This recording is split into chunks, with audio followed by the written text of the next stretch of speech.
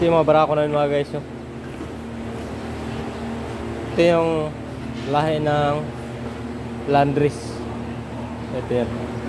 Ito yung isa. Ito yung durok namin.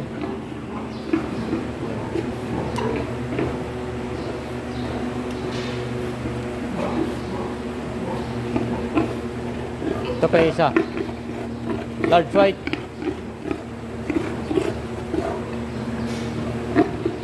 Kung may ganito ka sa probinsya mga guys,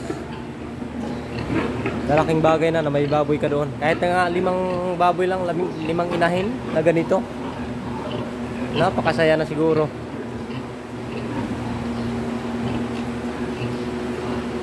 Kaya pag-alaga tayo ng baboy dito, nangamuhan tayo, dapat talagaan natin ang gusto.